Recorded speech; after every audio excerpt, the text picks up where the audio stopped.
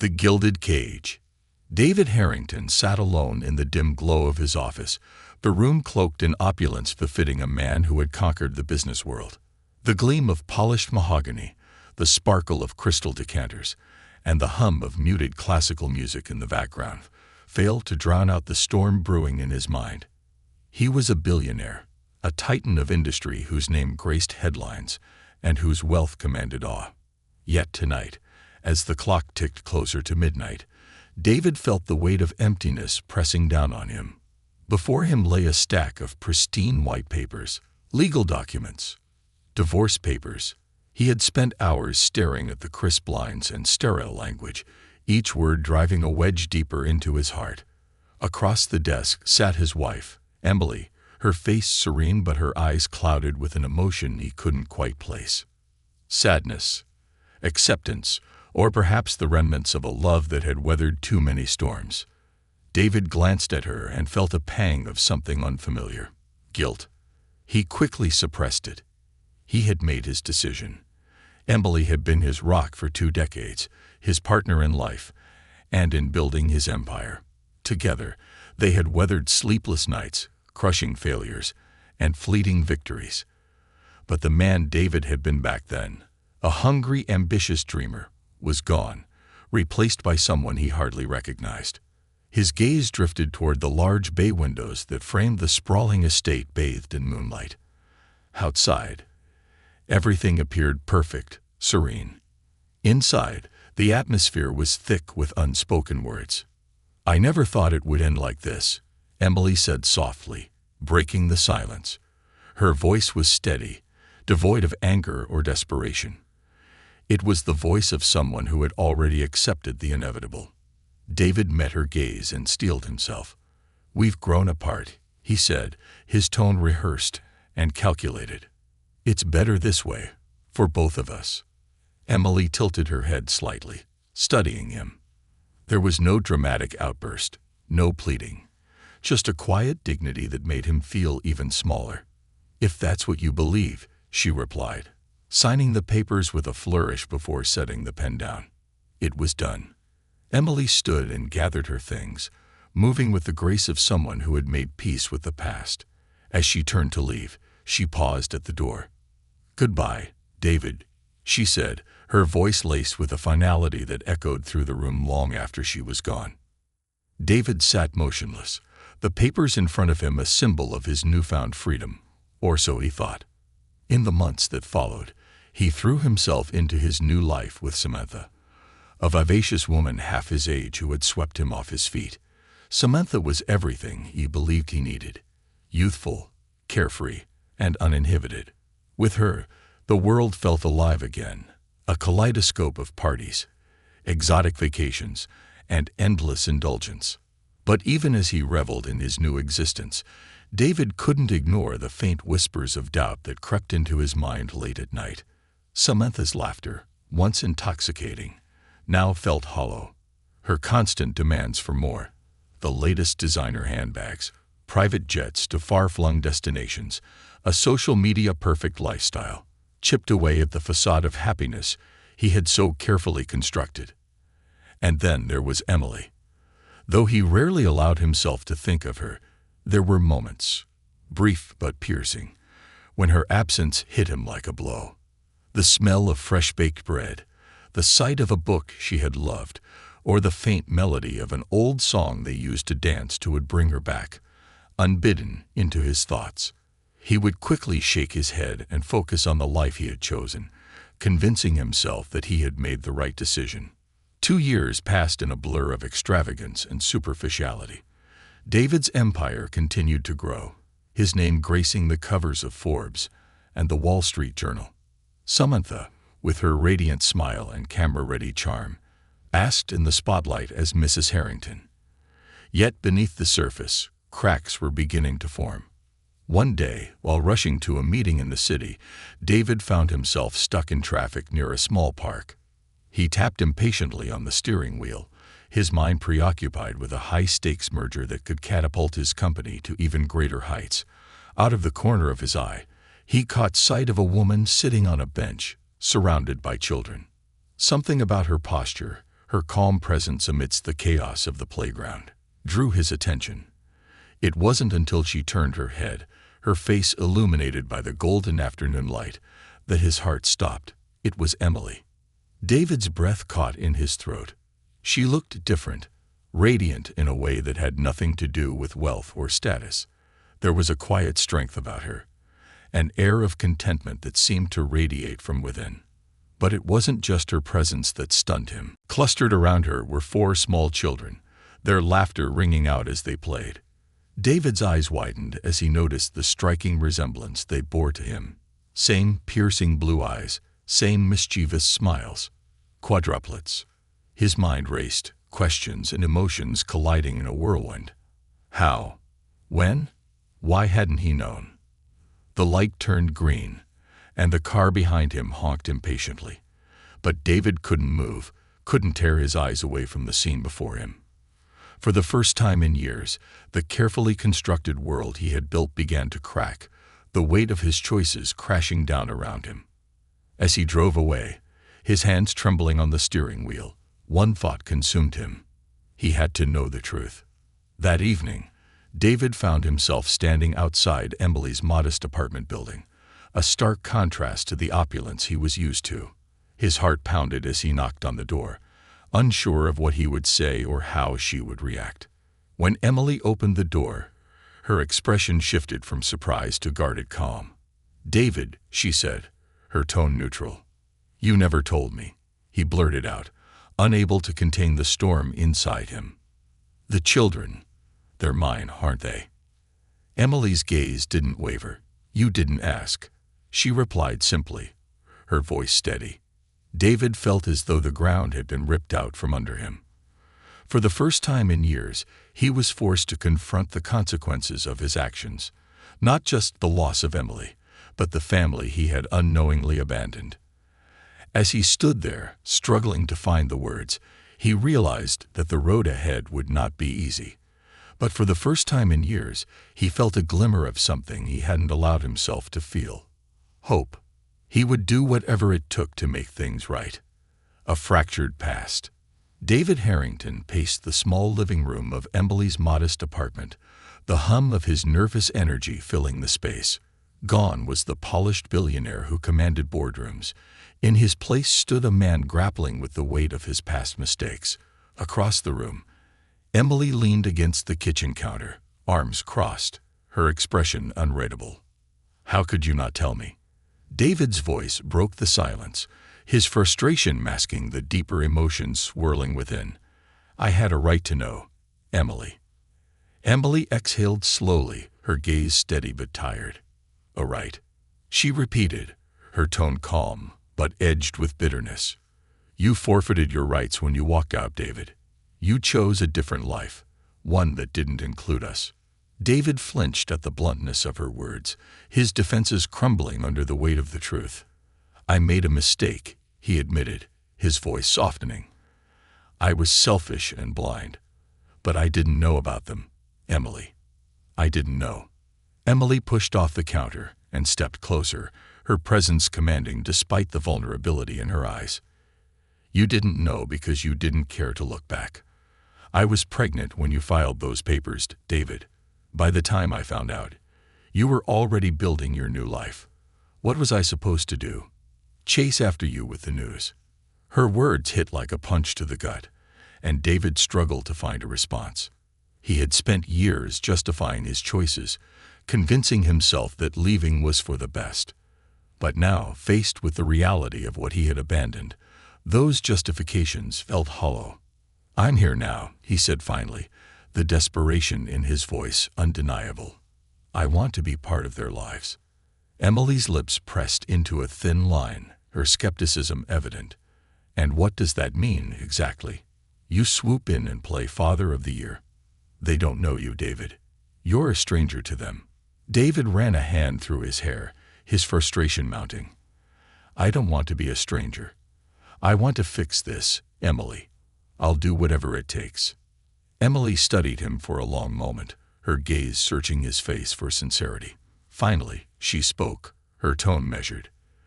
"They're not just some project you can throw money at to make yourself feel better. Being their father means being present, consistent, and patient. It's not about grand gestures, David. It's about showing up every single day. David nodded, her words striking a chord deep within him. I'll show up, he promised. Whatever it takes, I'll be there. Emily sighed, her resolve softening just a fraction. We'll see, she said, her voice laced with caution. But don't expect this to be easy, David. The damage you caused doesn't just disappear because you decided to come back. David swallowed hard, the enormity of his task settling heavily on his shoulders. But as he left Emily's apartment that night, he felt something he hadn't in years. Purpose. The following days were a whirlwind of reflection and planning. David spent hours revisiting the life he had left behind, piecing together memories that had grown hazy with time. He remembered the early years of his marriage to Emily, the struggles and triumphs they had shared, and the quiet moments of joy that had once seemed so abundant. But those memories were tainted by the choices he had made. He saw now how his relentless pursuit of success had eroded the foundation of their relationship, how he had prioritized ambition over connection. And when the opportunity for escape had presented itself in the form of Samantha, he had taken it without hesitation, leaving behind not just Emily, but the man he once was. Determined to prove himself, David began making changes. He stepped back from his crumbling empire, handing over control to a trusted colleague while he focused on rebuilding his personal life. He attended therapy sessions, seeking to understand the patterns that had led him down this path. And he reached out to Emily, carefully and respectfully, asking for opportunities to spend time with the children. Emily remained cautious but agreed to let him join them for small outings. The first was a trip to the park, a simple yet monumental occasion for David. He arrived early, his heart pounding as he laid out a blanket and prepared snacks. When Emily arrived with the children, his breath caught in his throat. The quadruplets, Ethan, Ava, Leo, and Max, were a whirlwind of energy and curiosity. Each carried traces of him in their features, from their striking blue eyes to the way they laughed with abandon. But it was their uniqueness that captivated him, their personalities shining brightly even in those brief moments. "Hi," David said, his voice unsteady as he knelt to their level. I'm your dad." The children exchanged curious glances, their expressions a mix of skepticism and intrigue. "You're our dad?" Ava asked, her ponytail bouncing as she tilted her head. "Mom said you're busy a lot." David winced at the truth in her words but forced a smile. "I've been busy, yes," he admitted, "but I'm here now, and I'd like to get to know you, if that's okay." Ethan crossed his arms, a mischievous glint in his eye. "Do you know how to play soccer?" David grinned, grateful for the opening. "I do," he said. "Think you can beat me?" The afternoon unfolded in a blur of laughter and connection. David played soccer with the boys, cheered on Ava as she showed off her cartwheels, and listened intently as they shared stories about their school and hobbies. Emily watched from a distance, her expression unreadable but not unkind. As the sun dipped below the horizon, David felt a warmth he hadn't known in years. It wasn't the fleeting thrill of success or the hollow satisfaction of wealth. It was the simple joy of being present, of belonging.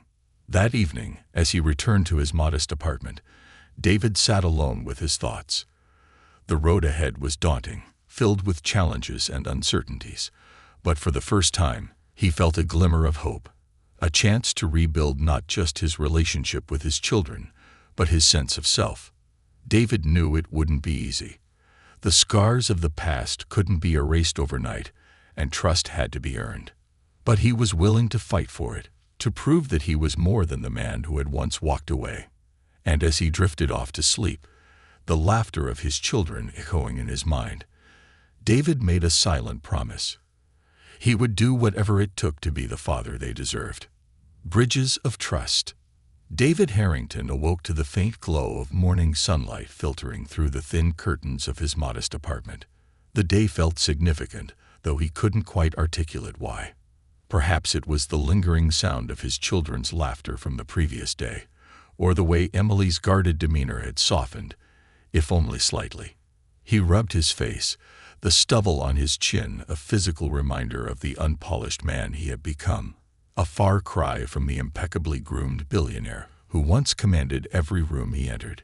He brewed a pot of coffee, his thoughts swirling like the steam rising from the mug. His memories kept drifting back to Ava's cartwheels, Ethan's mischievous grin, Leo's thoughtful questions, and Max's infectious laughter. They were vibrant and full of life, and he could see pieces of himself and Emily in each of them. But he also saw something he lacked: resilience. Despite his absence, they had thrived under Emily's care, and he knew he had a long way to go before earning their trust. David was determined not to squander this second chance. He pulled out his notebook, something he hadn't used since his early days as an entrepreneur, and began jotting down ideas. He made 2 lists, one titled Ways to Connect with the Kids, and the other Steps to Rebuild Trust with Emily. On the first list, he wrote things like help with school projects, attend their activities, and show interest in their hobbies. The second list was more challenging. How could he show Emily that he had changed, that he was serious about being present this time? He underlined the words consistency and patience, then circled them for emphasis.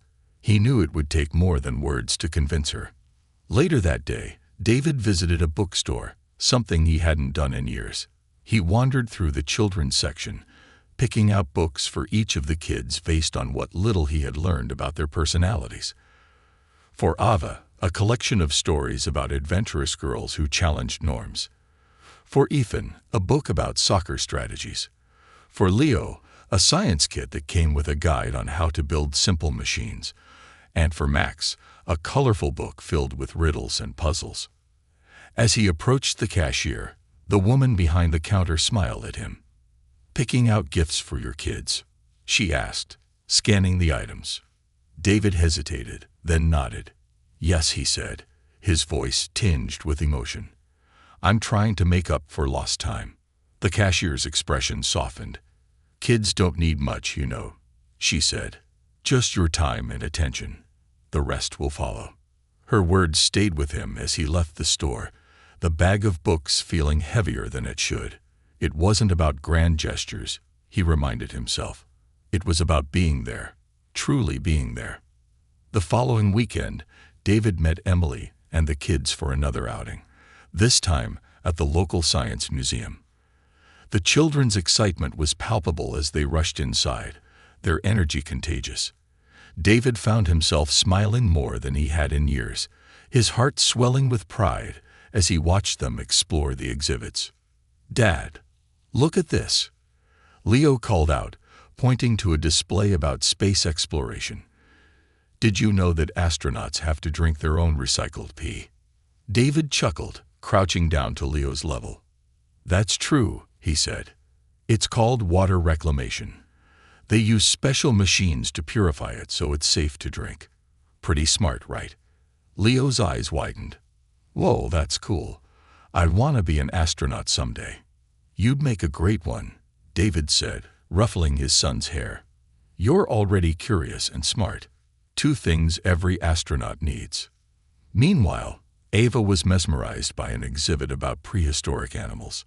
"Mom says you were afraid of dinosaurs when you were little," she teased, looking up at David with a playful smirk. David laughed, a genuine, hearty laugh that surprised even himself. "I wasn't afraid of dinosaurs," he said, feigning indignation. "I was just cautious." "Big difference." Emily, standing nearby, raised an eyebrow. "Cautious," she repeated, her tone laced with humor. "You screamed every time you saw the T-Rex skeleton at the museum." David shook his head, grinning. It was a very realistic skeleton. For a moment, the air between them felt lighter, the weight of their shared history replaced by the warmth of shared memories. It was fleeting, but it gave David hope. As the day progressed, David found himself stepping into the role of a father more naturally than he expected. He answered Ethan's endless stream of questions about the mechanics of a wind turbine, helped Max solve a tricky puzzle at one of the interactive exhibits, and held Ava's hand as they walked through a dimly lit display about ocean creatures. By the time they left the museum, the children were exhausted but happy, their faces glowing with excitement. Emily seemed more relaxed, though her guard was still up. "Thank you for today," she said as they walked to the parking lot. "The kids had a great time." David nodded, his voice earnest. "Thank you for letting me be part of it. It means more than I can say." Emily studied him for a moment, her expression thoughtful. "You're doing well so far," she admitted. "But it's not just about the fun days, David. It's about the hard ones too. The sick days, the tantrums, the sleepless nights. Are you ready for that?" David met her gaze, his determination unwavering. "I am," he said. "I know I can't change the past, but I'm here now, and I'm not going anywhere." Emily nodded, her skepticism giving way to a hint of trust. "We'll see," she said quietly, turning to help the kids into the car. As David watched them drive away, he felt a mix of emotions: hope, gratitude, and an overwhelming sense of responsibility. He had been given a second chance, and he was determined not to waste it.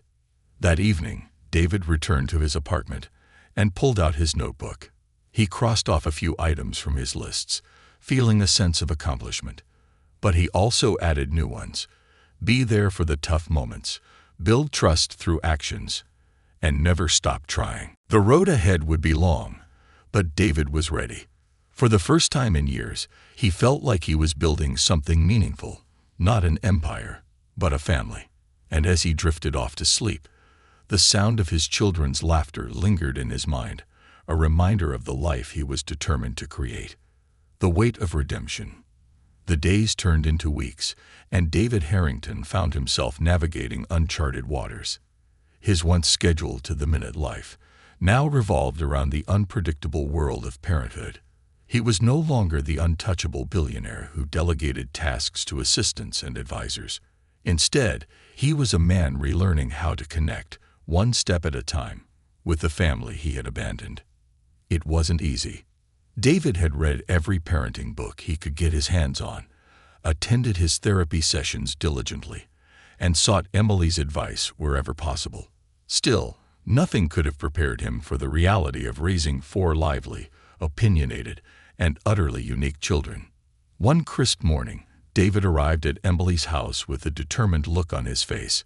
It was his first time alone with the quadruplets. Emily had cautiously agreed to let him take them for the day, but her hesitation had been palpable. "They'll test you," she warned, her arms crossed as she handed him a list of emergency contacts and instructions. "And don't let them convince you to skip nap time. Trust me, you'll regret it." David nodded earnestly, clutching the list as though it were a lifeline. "I'll follow it to the letter," he assured her. As the children tumbled into his car, their excitement filling the air, David felt a mix of exhilaration and dread. He had planned a day full of activities, hoping to keep them entertained and avoid any major disasters. Their first stop was a local art studio offering a children's workshop. The idea had seemed foolproof, a chance for the kids to express themselves and maybe even create something to show Emily. But within minutes, chaos erupted. Ava, ever the perfectionist, grew frustrated when her painting didn't turn out as she envisioned. Tears brimmed in her eyes as she stared at the smudged colors on her canvas. "It's ruined," she wailed, her voice rising in distress. Meanwhile, Ethan and Max turned their art session into a competition, splattering paint on each other in the process. Leo, on the other hand, became engrossed in a corner display about ancient pottery, completely ignoring the workshop. David moved from child to child, trying to soothe, mediate, and redirect. "Ava, it's beautiful because you made it," he said gently, crouching down to her level. "Art doesn't have to be perfect. It just has to come from your heart." Ava sniffled but seemed to consider his words, her tiny hands clutching the paintbrush as she gave her canvas another try. "Guys, let's not use each other as canvases," David added, his tone firm as he addressed Ethan and Max. "Save the paint for your pictures, Okay. As for Leo, David let him linger at the pottery display, realizing that his son's quiet curiosity was just as important as the structured activity. By the time they left the studio, David was exhausted but strangely invigorated. The morning hadn't gone as planned, but he had managed to keep everyone relatively happy and clean. The next stop was the park, where David had packed a picnic. The children raced to the playground, their laughter echoing in the crisp autumn air. David watched them, a sense of pride swelling in his chest. They were resilient, vibrant, and full of life. He had missed so much, but he was here now, and that mattered. As they ate their sandwiches and snacks, the conversation turned unexpectedly serious. Ava looked at him, her bright blue eyes filled with curiosity. "Why weren't you here before?" she asked, her voice quiet but direct. David froze, the question hitting him like a punch to the gut. He had rehearsed this moment in his head countless times, but the reality was far harder than he imagined. "I made mistakes," he admitted, his voice steady despite the lump in his throat. "I thought I was doing what was best, but I was wrong. I hurt your mom and all of you by not being here, and I'm so sorry." The children exchanged glances, their young minds processing his words. Finally, Ethan spoke up, his tone thoughtful. "Are you gonna stay now?" David nodded, his gaze unwavering. "I'm staying. I'll always be here for you." It wasn't a perfect answer, but it was honest, and for now, it seemed to be enough. Back at Emily's house, David recounted the day's events as the children eagerly showed off their art projects. Emily listened quietly, her expression a mix of amusement and surprise. "You survived," she said, a hint of a smile tugging at her lips. "Barely," David replied with a chuckle. "I have a newfound respect for everything you do, Emily. You've raised incredible kids." Her smile faltered, and she looked away, her voice soft. "I didn't have a choice. When you left, I had to figure it out on my own." David's heart ached at her words, the weight of his past choices pressing heavily on him. "I know I can't undo what I did," he said, his tone earnest. "But I'm here now, and I want to help, to share the load." Emily met his gaze, her eyes searching his face. "We'll see," she said, the same cautious words she had used before. But this time, there was a flicker of something else. Hope. In the weeks that followed, David threw himself wholeheartedly into fatherhood. He attended soccer games, science fairs, and school recitals, cheering louder than any other parent. He learned the nuances of each child's personality. Ava's determination, Ethan's playful competitiveness, Leo's quiet curiosity, and Max's boundless imagination. But it wasn't just about the joyful moments. David also faced the challenges head-on, calming Ava during a meltdown over a lost toy, comforting Max when he scraped his knee, and helping Leo navigate a particularly difficult math problem. He even survived an afternoon of baking cookies with the kids, a messy but memorable experience that ended with flour in his hair and laughter in the air. Through it all, David discovered a part of himself he hadn't known existed. The man who once measured success in dollars and deals now found fulfillment in bedtime stories, family dinners, and the simple joy of being present. One evening, as he tucked the children into bed at Emily's house, Ava looked up at him with sleepy eyes. "Are you gonna stay forever, Dad?" she asked, her voice barely above a whisper. David knelt beside her bed, his heart swelling with love and determination. "Forever," he promised, his voice steady, "no matter what." As he left their room, he found Emily waiting in the hallway. She studied him for a long moment, her expression unreadable.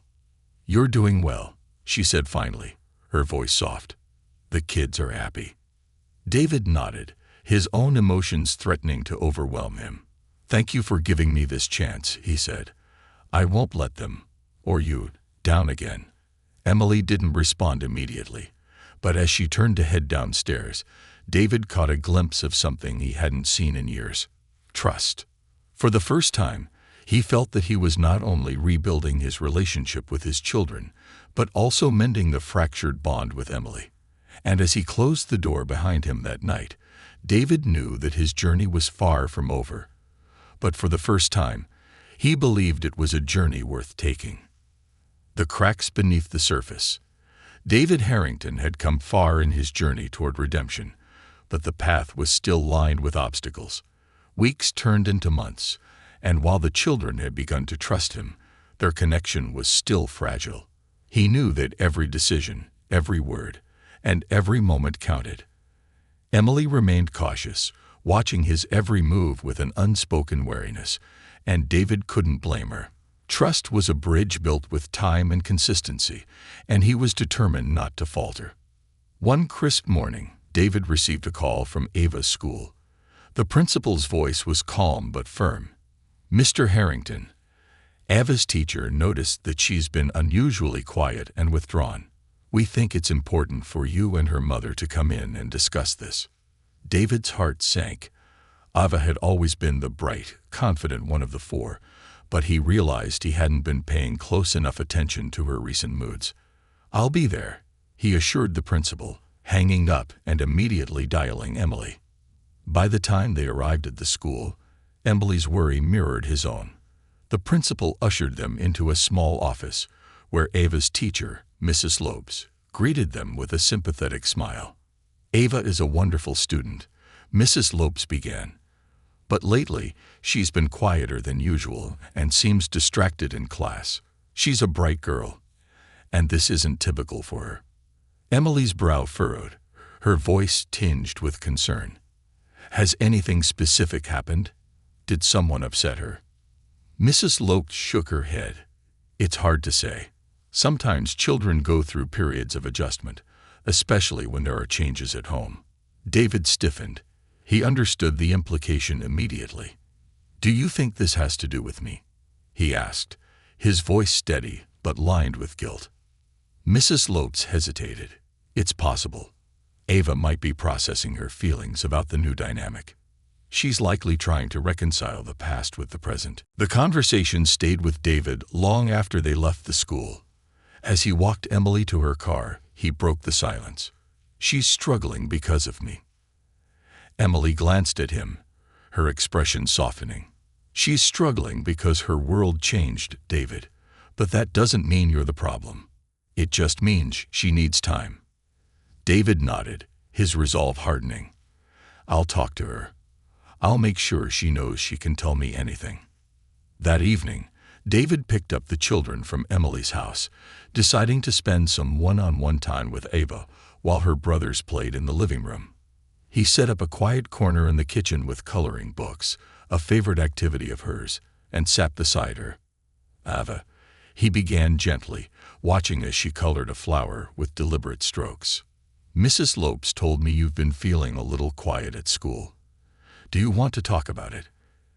Ava's hand paused mid-stroke, her shoulders tensing. "It's nothing," she murmured, not meeting his gaze. David placed a hand on the table, keeping his tone calm and steady. "It's okay if it's something. I just want to understand. You don't have to tell me right now, but I want you to know I'm here whenever you're ready." Ava glanced at him, her blue eyes filled with uncertainty. "It's just," she started, then hesitated. "What if you leave again?" The question hit David like a blow to the chest. He took a deep breath, steadying himself before answering. "Ava, I'm not going anywhere. I made a mistake before, and I hurt you and your brothers and your mom. But I've learned from that, and I'm here now. For good." Her lips quivered, and she set down the crayon. "Promise?" she asked, her voice barely above a whisper. David reached out and gently took her small hand in his. "I promise," he said firmly. "No matter what, I'll always be here for you." Ava nodded slowly, her tense shoulders relaxing as she returned to her coloring. David watched her, a wave of emotion washing over him. He realized that trust wasn't about grand gestures or immediate results. It was about showing up, over and over, until the fear of abandonment faded into the background. The next few weeks were a test of David's newfound commitment. Balancing work, therapy, and parenting was a challenge unlike anything he'd faced before. He still worked at the small tech startup, where he was learning to let go of the ego that had once defined him. The office was a far cry from the sleek headquarters of Harrington Industries, but it was humbling and grounding. He found satisfaction in contributing to a team, even if he wasn't the one calling the shots. At home, David made it a point to engage with each child individually, learning their quirks and interests. Ethan's love of soccer led to impromptu games in the backyard, while Max's fascination with riddles turned dinner conversations into playful puzzle-solving sessions.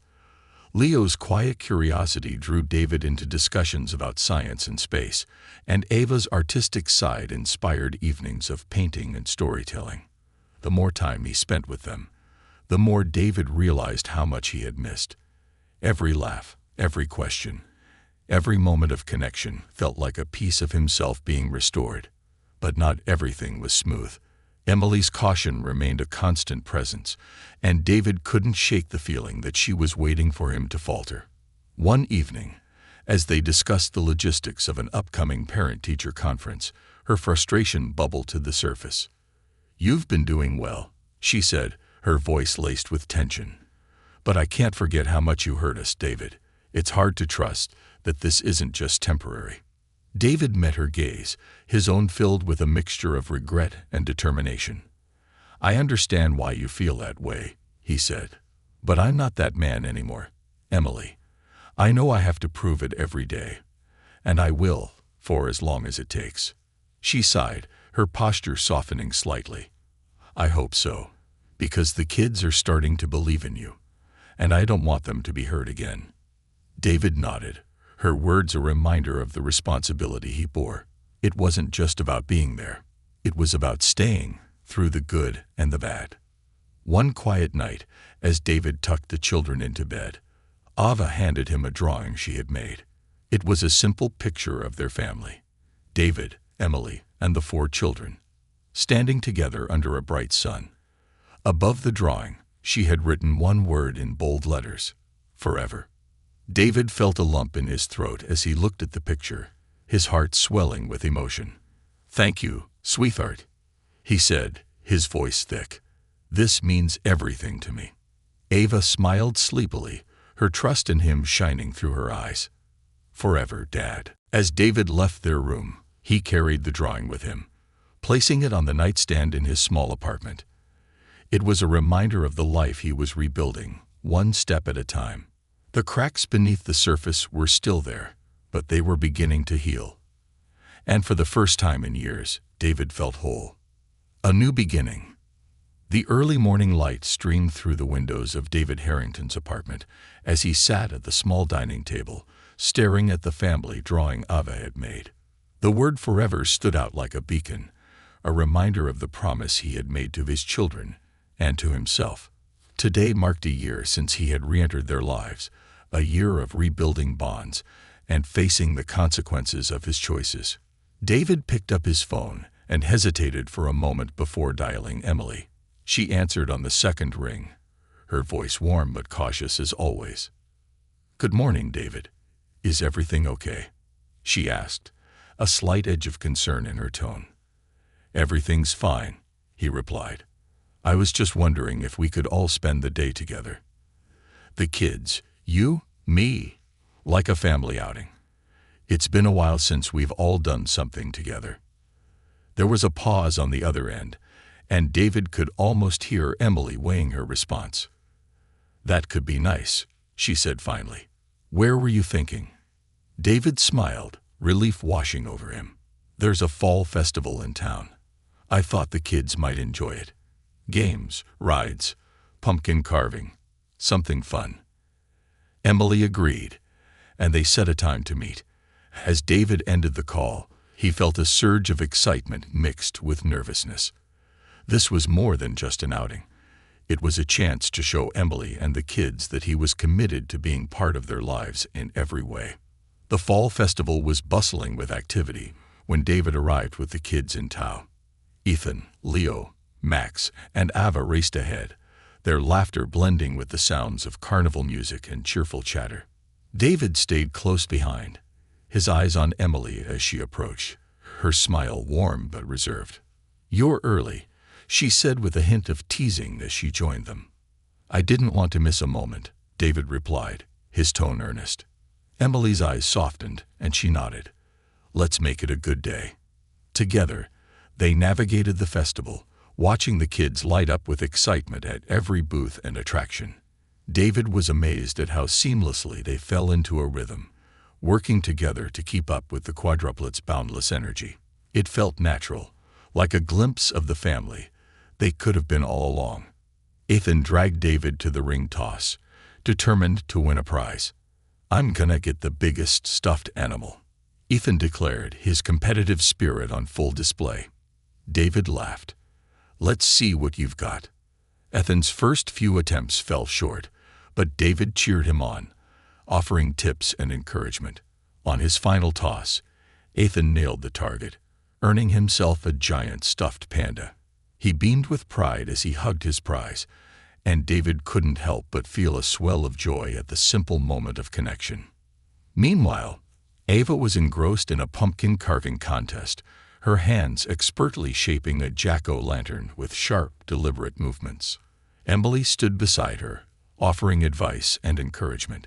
David watched them, his heart aching with a mix of pride and regret. He had missed so many moments like this, but he was here now, and he vowed never to miss another. Leo and Max found a booth filled with science experiments, their eyes lighting up as they built miniature volcanoes that erupted with colorful foam. David joined them, kneeling down to help as they mixed baking soda and vinegar with glee. By the time the sun began to set, painting the sky in hues of orange and pink, the family gathered for a hayride. The children climbed into the wagon, chattering excitedly as David and Emily took seats beside them. The gentle sway of the ride and the crisp autumn air created a sense of calm, and for a moment, everything felt perfect. Later, as they sat around a picnic table enjoying hot cider and caramel apples, Emily turned to David. "You've been doing really well with the kids," she said, her voice quiet but sincere. "They're happy, and that's what matters most." David met her gaze, his own filled with gratitude. "Thank you for giving me the chance, Emily. I know I still have a lot to prove, but I'm not going anywhere." Emily nodded, her expression thoughtful. "It's not just about the kids, though. It's about you, too. Are you happy, David? Really happy?" The question caught him off guard. For so long, his focus had been on making amends, on earning back the trust of his children and Emily. He hadn't stopped to consider his own happiness. "I think I'm finally learning what happiness is," he said after a moment. "It's not about the money or the success. It's about being here with all of you. It's about the little things. Ethan's smile when he wins a prize, Ava's focus when she's carving a pumpkin, Leo's curiosity, Max's laugh. That's what matters." Emily smiled, her guard slipping just a little. "It took you long enough to figure that out." David chuckled, the sound light and genuine. Better late than never, right? As the evening wound down, the family made their way back to the parking lot. The children were exhausted but happy, their arms filled with prizes and crafts from the day. Emily lingered by her car as David helped buckle the kids into their seats. "David," she said as he closed the car door, her tone hesitant. "Today was nice, really nice. I can see how much you've changed, and I appreciate everything you've done for the kids." David turned to her, his heart pounding. "Thank you, Emily. That means more than you know." She hesitated, then added, "Maybe we could do this again sometime. All of us." David's breath caught, hope surging in his chest. "I'd like that," he said, his voice steady. As Emily drove away, David stood in the parking lot, watching until her car disappeared from view. The weight of the past still lingered, but for the first time, he felt like he was truly moving forward, not just for his children, but for himself. Back at his apartment that night, David placed Ava's drawing on the wall above his desk, a symbol of the family he was rebuilding. He sat down and opened his notebook, adding a new goal to his list. Keep building, one day at a time. For the first time in years, David Harrington felt whole. He had found a new kind of wealth, one that couldn't be measured in dollars or assets. It was the wealth of connection, love, and the promise of a future filled with hope. And as he turned out the lights and lay down to sleep, he knew that this was only the beginning of a story he was determined to write. A story of redemption, resilience, and the enduring power of family. The promise of forever. The days following the festival were a blur of quiet moments that solidified the foundation David Harrington had been building for over a year. The children continued to open up to him, each interaction deepening the bond they shared. Ethan began seeking his advice on soccer strategies, while Leo frequently asked him to help with science projects. Ava's confidence flourished, her smiles more frequent, and Max never missed an opportunity to challenge him to a riddle contest. But it wasn't just the children who began to trust him again. Emily, though still cautious, had started to let her guard down. There were moments, fleeting but real, when her laughter echoed through the room during a shared family dinner, or when her smile lingered a little longer after David's thoughtful gestures. Those moments reminded him of the woman he had fallen in love with all those years ago, and how much he still cherished her. One chilly evening, David stood on the porch of Emily's house, watching the children through the window as they played a board game in the living room. He was about to leave for the night, but something in Emily's expression as she joined him outside stopped him. She crossed her arms, the cool breeze brushing a loose strand of hair across her face. "You're leaving already?" she asked, her tone softer than he'd expected. David hesitated. "I thought I'd give you some space. I know I've been around a lot lately." Emily leaned against the porch railing, her eyes fixed on the horizon. "It's not a bad thing, David. The kids love having you here, and it's nice having you around." David felt a flicker of hope, but didn't want to push. "I'm glad. I've missed this, being part of their lives. Your life." She glanced at him, her expression unreadable. "You've come a long way, you know. A year ago, I wouldn't have believed you could change, but you've proven me wrong." David stepped closer, the vulnerability in her voice giving him the courage to speak his heart. "I had to change, Emily. Losing you and the kids, it was the wake-up call I didn't know I needed. I'll spend the rest of my life proving to all of you that I'm here to stay." Emily turned to face him fully, her eyes searching his. "You've already proven a lot, David. But trust takes time, and I've been guarding my heart for a reason." David nodded, his tone gentle. "I understand. I don't expect everything to go back to the way it was. I just want to be here. For you. For the kids. However that looks." She didn't respond immediately, but the way she looked at him spoke volumes. There was a quiet acceptance, a softening of the walls she had carefully constructed. Finally, she smiled, a small but genuine gesture that made David's heart ache with gratitude. "Come back inside," she said, opening the door. "The kids are asking for you." The weeks turned into months, and David continued to show up in every way that mattered. He became a fixture in the children's lives, attending every school event, helping with homework, and even learning how to braid Ava's hair, a skill she insisted he master. He and Emily found themselves spending more time together as co-parents, sharing meals and conversations that gradually became less guarded and more natural. One evening, as they sat together after the kids had gone to bed, Emily turned to him with a thoughtful expression. "Do you ever think about the future?" she asked. David looked at her, surprised by the question. "All the time," he admitted. "I think about what it could look like, for the kids, for you, for us." Emily studied him, her gaze unwavering. "And what does it look like to you?" David hesitated, his heart pounding. "It looks like this," he said finally. "All of us together, not just as co-parents, but as a family. I know I have a long way to go, and I don't want to rush you into anything.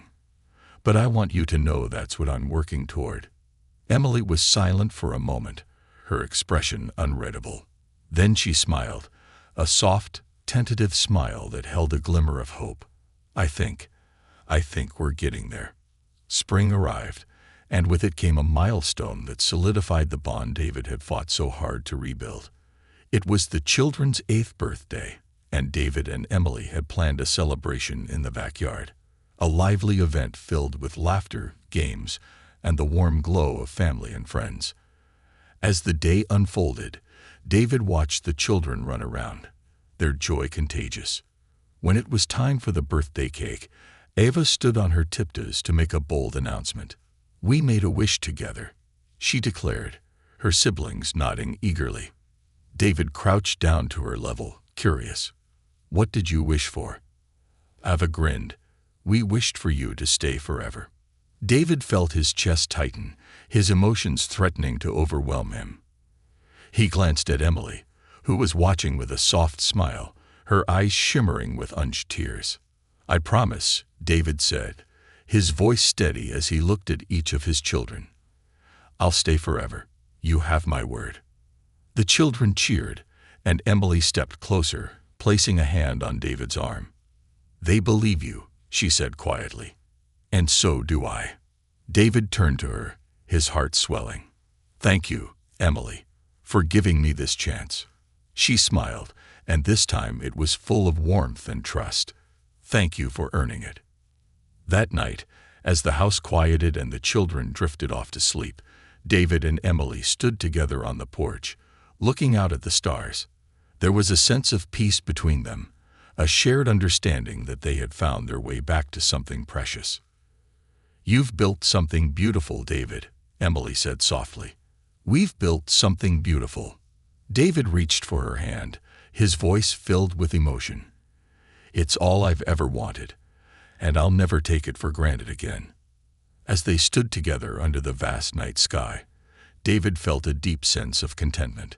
He had found his way back to the family he had almost lost, and in doing so, he had discovered the true meaning of love, redemption, and forever. The promise of forever was no longer just a word on a child's drawing. It was a reality, one he would cherish for the rest of his life.